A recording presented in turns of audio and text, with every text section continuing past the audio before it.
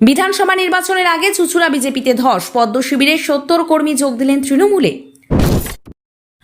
অসৌজন্যের রাজনীতি, ভরার সভায় মুখে লাগাম হারালেন মীনাক্ষী। কুণাল বললেন বাপ ঠাকুরদার কাছ থেকে। সুকান্তর সঙ্গে সভাপতি নির্বাচনের দৌড়ে রয়েছেন এরা। আগামী সপ্তাহে ঘোষণা হতে পারে বিজেপি রাজ্য সভাপতি। চোর সন্দেহে তৃতীয় শ্রেণীর ছাত্রের গোপনাঙ্গে আঘাত, আলিপুরদুয়ারে পুলিশের জালে প্রধান শিক্ষক। ফের প্রকাশ্যে দুই সাংসদের দ্বন্দ্ব, নারী বিদ্বেষ নিয়ে বাদানুবাদ কল্যাণ ও মহুয়ার। উপরে একজনই, নানা নামে ডাকি, ভক্তি ভরে জগন্নাথের প্রসাদ নিলেন আরামবাগের নার্গিস আশরাফরা। বাংলাদেশি সন্দেহে এবার ওড়িশায় বাঙালি নির্যাতন, আটক পূর্ব মেদিনীপুরের 4 ফেরিওয়ালা। কসবা গণধর্ষণে অন্যতম অভিযুক্তকে নিয়ে হাওড়ার বাড়িতে পুলিশ, ধৃতকে দেখেই মারমুখী জনতা। বঙ্গোপসাগরে চোখ রাঙাচ্ছে নিম্নচাপ, রাজ্যে ভারী অতি ভারী বৃষ্টিপাতের সতর্কতা। পরমাণু বোমা তৈরির খুব কাছে ইরান, ট্রাম্পের সব ধ্বংসের দাবি উড়িয়ে সতর্কবার্তা আইএইএর। 3 বছরের যুদ্ধে আকাশপথে সবচেয়ে বড় হামলা, 500 ড্রোন নিয়ে ইউক্রেনে আক্রমণ রাশিয়ার। প্রিয় দর্শক, এবার আসছি বিস্তারিত খবরে। বিধানসভা নির্বাচনের আগে চুঁচুড়ায় বিজেপিতে বড়সড় ধস। কোদালিয়া 1 নম্বর গ্রাম পঞ্চায়েতের বিভিন্ন বুথ থেকে বিজেপির পঞ্চায়েত সমিতির প্রার্থী, দলীয় কর্মী এবং সক্রিয় কার্যকর্তা সহ মোট 70 জন যোগ দিলেন তৃণমূলে। তাদের হাতে দলীয় পতাকা তুলে দিলেন চুঁচুড়ার বর্তমান বিধায়ক অসিত মজুমদার। এই অঞ্চল থেকে বিভিন্ন নির্বাচনে বিজেপি বরাবরই ভালো ফল করেছে। বলা যায় শাসক দল তৃণমূল কংগ্রেসকে প্রতিনিয়ত কঠিন চ্যালেঞ্জের মুখে ফেলেছে। ফলে এই অঞ্চলকে বিশেষ গুরুত্ব দেন চুঁচুড়ার বিধায়ক নিজে। তারই ফসল এদিনের যোগদান। সদ্য তৃণমূলে যোগদানকারী কর্মীদের বক্তব্য অনুযায়ী তারা পূর্বে তৃণমূল কংগ্রেসের সঙ্গে যুক্ত ছিলেন। কিছু দলীয় মতানৈক্যের কারণে বিজেপিতে যোগ দিলেও আদর্শগতভাবে তৃণমূলের সঙ্গে তাদের সংযুক্তি সবসময় বজায় ছিল। এখন সেই পুরনো ঘরেই ফিরলেন তারা। এই প্রসঙ্গে চুঁচুড়ার বিধায়ক বলেন, মানুষের আস্থা এবং উন্নয়নের পথে যারা ফিরছেন তাদের আমরা স্বাগত জানাই। তৃণমূল কংগ্রেসই মানুষের প্রকৃত দল, সেটা আবারও প্রমাণিত হলো। অন্যদিকে বিজেপির হুগলি সাংগঠনিক জেলা সভাপতি এই যোগদানকে দল ত্যাগীদের স্বার্থান্বেষী সিদ্ধান্ত বলে ব্যাখ্যা করেছেন। সংগঠনের উপর এর প্রভাব পড়বে না বলেও মন্তব্য করেন তিনি। রাজনৈতিক পর্যবেক্ষকদের মতে নির্বাচনের আগে এ ধরনের দলবদল নতুন কিছু নয়। তবে কোদালিয়া 1 নম্বর অঞ্চলের মতো গুরুত্বপূর্ণ এলাকায় এত বড় সংখ্যক বিজেপি কর্মী তৃণমূলে যোগদান নিঃসন্দেহেই তাৎপর্যপূর্ণ। এটি শুধু একটি দলবদলের ঘটনা নয়, বরং সামগ্রিক রাজনৈতিক মানচিত্রে পরিবর্তনের ইঙ্গিত হতে পারে। বাম আমলে শীর্ষ নেতাদের ভাষণ পর্বে বিরোধী পক্ষের প্রতি সৌজন্য হারানোর এই ট্রেন্ড বড়ই দেখা যেত। দেখা গিয়েছে তৃণমূল জমানাতেও। ওয়াকিবহাল মহলে রাজনৈতিক সমাজের এটাই এখন নতুন ট্রেন্ড। সৌজন্য নয়, মেতে ওঠা অসৌজন্যের রাজনীতি। এদিন নদিয়ার কালীগঞ্জে গিয়েছিলেন সিপিএমের রাজ্য সম্পাদক মোহাম্মদ সেলিম সহ বাম ব্রিগেডের এক ঝাঁক নেতা নেত্রী। গিয়েছিলেন কেন্দ্রীয় কমিটির নতুন সদস্য মীনাক্ষী মুখোপাধ্যায়। সেখানেই বোমায় নিহত তামান্নার পরিবারের সঙ্গে দেখা করে তারা পৌঁছে যান পলাশীতে। সেখানেই আয়োজিত হয়েছিল একটি জনসভা। আর তাতেই ভাষণ দিতে উঠে নিজের লাগাম হারালেন মীনাক্ষী, করে বসলেন কুরুচিকর মন্তব্য। এদিন ইঙ্গিতে তৃণমূল নেতা কুণাল ঘোষের দিকে তোপ দেখে তিনি বলেন, ওরা চুরি করেছে, নির্লজ্জ। একটা মুখপাত্র বসিয়ে রেখেছে, আর আমরা ভাষণ শুনবো? সে বলে দেবে পশ্চিমবঙ্গের রাজনীতি কি হবে? কোথায় গেল এখানকার বিধায়ক? এই বাক্যের মধ্যেই কুণালের বিরুদ্ধে একবার কিছু বিশেষ অরুচিকর শব্দবন্ধির প্রয়োগ করেছেন মীনাক্ষী। বাম যুবনেত্রীর সংযোজন, এ কোন রাজনীতি? বাড়িতে বাড়িতে খাবার চাল আছে কিনা দেখে না, কিন্তু থলিতে বোমা নিয়ে ঘুরে বেড়ায়। এটা পশ্চিমবঙ্গের রাজনীতি হতে পারে না। এদেরকে পাগলের মতো ছেড়ে রেখেছে রাস্তায়, টিভির পর্দায় এদের ভাষণ শুনবো আমরা? সারদাতে চুরি করেছে, তারপর একটা রাজনৈতিক দলের মুখপাত্র হয়েছে, এর ভাষণ শুনবো? জানিয়ে রাখা ভালো, এই বাক্যের মাঝেও আরও বেশ কিছু কুরুচিকর শব্দের ব্যবহার করেছেন তিনি। পাল্টা কুণাল বলেছেন, ওরা আমাকে সহ্য করতে পারছে না, বলতে বলতেই আজ এই কথাগুলো বলে দিয়েছে। আর যিনি আমার নামে এই সব কথা বলছেন তাকে বলবো তার বাপ ঠাকুরদার কাছ থেকে জেনে আসুক কোন পরিবার কাদের সম্পর্কে কথা বলছেন। এরপরই তার বিরুদ্ধে সারদা নিয়ে করা অভিযোগকে নস্যাৎ করে কুণাল বলেন, রইল বাকি সারদা। কোথাও 1 ইঞ্চি প্রমাণিত হয়নি কুণাল ঘোষ দুর্নীতি করেছে। তর্ক আছে, বিতর্ক আছে। সিপিএমের গণশক্তি সারদা সহ সবকটা চিটফান্ড থেকে কত কোটি টাকা বিজ্ঞাপন নিয়েছে সেটা তাদের প্রকাশ করে দিতে বলুন না। দীঘার জগন্নাথ দেবের মন্দিরের উদ্বোধনের পর লক্ষ লক্ষ ভক্ত সমাগম হচ্ছে। রাজ্যের সব জায়গায় রেশন দোকান থেকে জগন্নাথ দেবের প্রসাদ বিলি হচ্ছে। বাংলার বিভিন্ন জায়গায় দীঘার মন্দিরের প্রসাদ বিষয়ে সম্প্রীতির ছবি দেখা গিয়েছে। এবার সেই সম্প্রীতি দেখা গিয়েছে হুগলির আরামবাগে। প্রসাদ নিয়ে নার্গিস বেগম বলেন, উপরে একজনই আছেন, বিভিন্ন নামে তাকে ডাকি। এদিন আরামবাগের 4 নম্বর ওয়ার্ডে রেশন দেওয়া হচ্ছিল। সেখান থেকেই দীঘার জগন্নাথ দেবের মন্দিরের প্রসাদও বিলি হতে থাকে। রেশনের লাইনে অন্যান্যদের সঙ্গে ছিলেন নার্গিস বেগম, আশরাফ আলী, নইমুদ্দিন খানরা। রেশনের পাশাপাশি তারা দীঘার মন্দিরে প্রসাদের প্যাকেট হাতে নিলেন।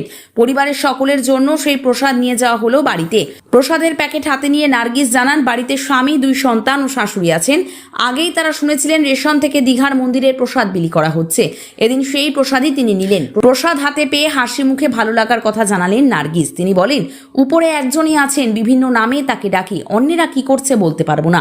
লাইনে দাঁড়িয়ে নইমুদ্দিন খান, আশরাফ আলীরা, তারাও অত্যন্ত আনন্দের সঙ্গে সেই প্রসাদ নিয়েছেন। নইমুদ্দিনের কথায় কে কি বলছেন জানার দরকার নেই, যার ভালো লাগবে সে নেবে, এটা নিজের ইচ্ছায় প্রসাদ নেওয়া। রাজ্যের মুখ্যমন্ত্রী মমতা বন্দ্যোপাধ্যায় দীঘায় জগন্নাথ দেবের মন্দির উদ্বোধন করেছিলেন।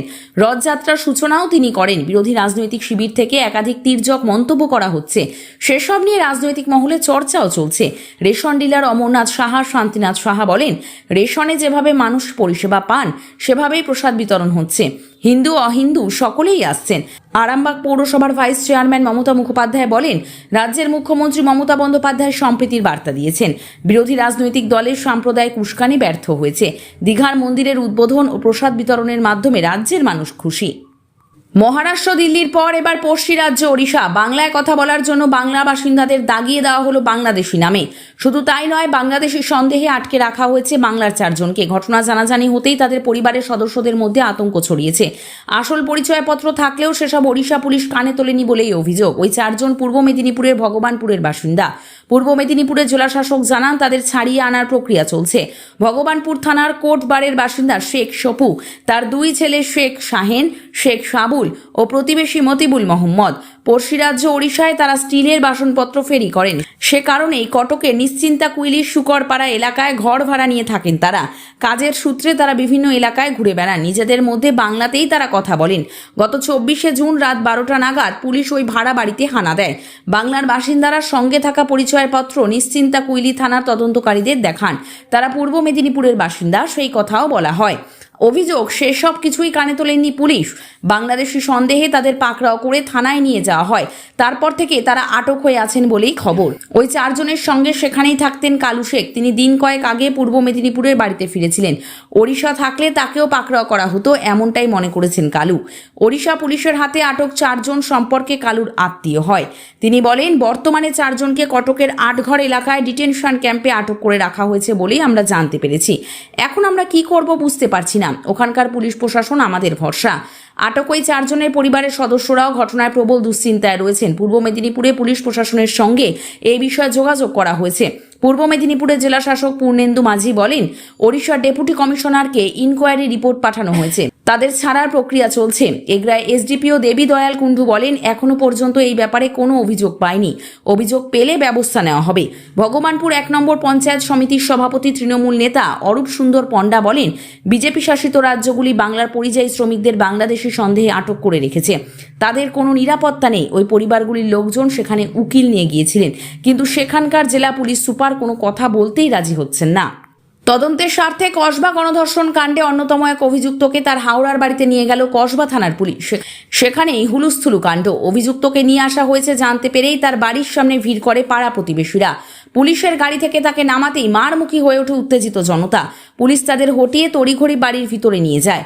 পুলিশ সূত্রে জানা গিয়েছে, ধৃতের হাওড়ার বাড়িতে তাকে নিয়ে গিয়েছিল ইলেকট্রনিক্স গ্যাজেটের খোঁজে, যা তদন্তের জন্য অনেকটা গুরুত্বপূর্ণ বলেই পুলিশ সূত্রে খবর। অভিযুক্তকে নিয়ে হাওড়ার বাড়িতে পৌঁছাতে ধৃতের বাবা বাড়ির দরজা খুলে দেন।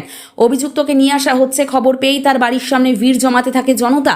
গাড়ি থেকে তাকে নামাতেই ক্ষেপে ওঠে জনতা। অভিযুক্তকে মারতেই উদ্যত হয় তারা। এরকম কিছু হতে পারে আগে থেকেই কিছুটা আঁচ করেছিল পুলিশ। মোতায়েন ছিল পুলিশ বাহিনী। জনতাকে হটিয়ে ধৃতকে নিয়ে তড়িঘড়ি বাড়ির মধ্যে ঢুকে যায় তদন্তকারীরা। বাড়ির লোকের সঙ্গে কথা বলেন। অভিযুক্তের ঘরেও তল্লাশি চালানো হয়। ইলেকট্রনিক্স গ্যাজেটের খোঁজে এই তল্লাশি বলে খবর। তবে তদন্তকারীরা যা খুঁজছিলেন তা পেয়েছেন কিনা তা জানা যায়নি। প্রায় ঘণ্টাখানেকের পর ধৃতকে নিয়ে বেরিয়ে যান তদন্তকারীরা। আমেরিকা ও ইসরায়েলের যৌথ হামলা সত্ত্বেও ইরানের পারমাণবিক কর্মসূচি সম্পূর্ণরূপে ধ্বংস হয়নি। রীতিমতো উদ্বেগ প্রকাশ করে এমনটাই জানালেন ইন্টারন্যাশনাল অ্যাটমিক এনার্জি এজেন্সি এর প্রধান রাফায়েল গ্রোসি। তার বার্তা, আগামী কয়েক মাসের মধ্যেই ইউরেনিয়াম সমৃদ্ধকরণ কর্মসূচি পুনরায় শুরু করতে পারে ইরান, যার অর্থ পরমাণু বোমার খুব কাছেই রয়েছে ইরান। আইএইএর এই বার্তা এমন সময় এলো যখন ইরানের পরমাণু ঘাঁটি ধ্বংস নিয়ে বিশ্বের দরবারে নিজের পিঠ চাপড়াতে শুরু করেছেন মার্কিন প্রেসিডেন্ট ডোনাল্ড ট্রাম্প। আন্তর্জাতিক সংবাদ মাধ্যমকে দেওয়া সাক্ষাৎকারে আইএইএ এর প্রধান গ্রোসি বলেন, মার্কিন হামলার ইরানের কিছু স্থাপনা ক্ষতিগ্রস্ত হয়েছে ঠিকই, কিন্তু পুরো কাঠামো এখনো অক্ষত রয়েছে। ফলে ইরান চাইলে সেন্ট্রিফিউজ পুনরায় চালু করতে পারে এবং কয়েক মাসের মধ্যেই সমৃদ্ধ ইউরেনিয়াম তৈরি করতে পারে তারা। আশঙ্কার কথা জানিয়ে গ্রোসি আরও বলেন, ইরান উন্নত পারমাণবিক প্রযুক্তি সম্পন্ন দেশ। সমস্ত রকম সুযোগ সুবিধার পাশাপাশি এই সংক্রান্ত জ্ঞান ও পরিকাঠামো রয়েছে ইরানের কাছে। সব মিলিয়ে ট্রাম্পের দাবি খারিজ হচ্ছে গ্রোসির বিবৃতিতে। প্রসঙ্গত, সম্প্রতি ট্রাম্প দাবি করেছিলেন ইরানের পারমাণবিক স্থাপনাগুলি সম্পূর্ণরূপে ধ্বংস হয়ে গিয়েছে এবং ইরানকে কয়েক দশক পিছনে ফেলে দেওয়া হয়েছে। আগেই জানা গিয়েছিল মার্কিন হামলার ফলেই ফোর্দো পরমাণু ঘাঁটি থেকে 400 কেজির বেশি ইউরেনিয়াম সরিয়ে নিয়ে গিয়েছে ইরান। এই ঘটনায় আইএইএ এর তরফে আশঙ্কা প্রকাশ করে জানানো হয়েছিল, এই বিপুল পরিমাণ ইউরেনিয়াম 60% সমৃদ্ধ, অর্থাৎ অস্ত্র তৈরিতে যে ইউরেনিয়াম ব্যবহৃত হয় এই মান তার ঠিক নিচে। তবে এই মানের ইউরেনিয়াম 9টি পরমাণু বোমা তৈরির জন্য যথেষ্ট। এদিকে সম্প্রতি ইন্টারন্যাশনাল অ্যাটমিক এনার্জি এজেন্সি চুক্তি থেকে বেরিয়ে আসার পক্ষে রায় দিয়েছে ইরানের পার্লামেন্ট, যার জেরে শান্তিপূর্ণ পারমাণবিক কার্যকলাপ চলছে কিনা সে বিষয়ে আইএইএ এর নজরদারির আয়তাধীন থাকবে না ইরান। উল্লেখ্য, আইএইএ এর থেকে বেরিয়ে এসে ইচ্ছামতো পরমাণু বোমা তৈরি করছে উত্তর কোরিয়া। স্বাভাবিকভাবেই প্রশ্ন ওঠে, এবার কি তবে সেই পথে হাঁটবে ইরানও? 3 বছরেরও বেশি সময় ধরে চলা যুদ্ধে আকাশপথে সবচেয়ে বড় হামলা চালালো রাশিয়া। শনিবার থেকেই আকাশপথের সংঘাত চলছে রাশিয়া ইউক্রেনের মধ্যে। জানা গিয়েছে, রাশিয়ার হেলিকপ্টার এবং এয়ার ডিফেন্স সিস্টেম লক্ষ্য করে হামলা চালায় ইউক্রেন। তার পাল্টা দিতেই বড়সড় প্রত্যাঘাত করছে মস্কো। শেষ 24 ঘন্টায় ইউক্রেনে 477টি ড্রোন ও 60টি মিসাইল ছুড়েছে রাশিয়া। তার জেরে এক শিশু সহ 6 জন আহত হয়েছেন বলে খবর। গত 3 বছরেরও বেশি সময় ধরে রাশিয়া ইউক্রেন যুদ্ধ চলছে, তবে একসঙ্গে এতগুলি ড্রোন মিসাইলের মাধ্যমে হামলা এই প্রথমবার। জানা গিয়েছে, যার মধ্যে 211টি ড্রোন ও 38টি মিসাইল রুখে দিতে সফল হয় ইউক্রেন। বাকিগুলি আছড়ে পড়ে ইউক্রেনের বহু ঘরবাড়ি ও গুরুত্বপূর্ণ এলাকায়। তবে এখনো পর্যন্ত এই হামলার জেরে প্রাণহানির খবর মেলেনি। রুশ হামলার তীব্র নিন্দা করে এক্স হ্যান্ডেলে পোস্ট করেছেন ইউক্রেনের প্রেসিডেন্ট ভলোদিমির জেলেনস্কি। তিনি স্পষ্ট দাবি করেন, জনবসতি এলাকা লক্ষ্য করে হামলা করেছে রাশিয়া। তাই 3 বছর যুদ্ধের পর সংঘর্ষ বিরতির যে আলোচনা চলছে সেই প্রচেষ্টায় একেবারে জল ঢেলে দিয়েছে মস্কো। জেলেনস্কি আরও জানান, রুশ হামলায় ধ্বংস হয়ে গিয়েছে একটি F-16 বিমান। যুদ্ধ বিমানে থাকা পাইলটের মৃত্যু হয়েছে, তবে মৃত্যুর আগে তিনি 7টি ড্রোন নিষ্ক্রিয় করেছেন। আমেরিকায় তৈরি এই F-16 যুদ্ধ বিমান পাকিস্তানের বায়ুসেনার অন্যতম প্রধান অস্ত্র। একাধিকবার ভারতের বিরুদ্ধে এই যুদ্ধ বিমানকে ব্যবহার করেছে পাকিস্তান। 4th জেনারেশনের এই বিমান ম্যাক 2 গতিসম্পন্ন ও ভারী অস্ত্র বহনে সক্ষম। উল্লেখ্য, অপারেশন সিঁদুরের সময় ভারতের প্রত্যাঘাতে ধ্বংস হয়েছিল পাকিস্তানের F-16 বিমানও। যদিও মার্কিন শর্ত অনুযায়ী পাকিস্তান এই যুদ্ধ বিমান ভারতের বিরুদ্ধে আক্রমণের উদ্দেশ্যে ব্যবহার করতে পারবে না।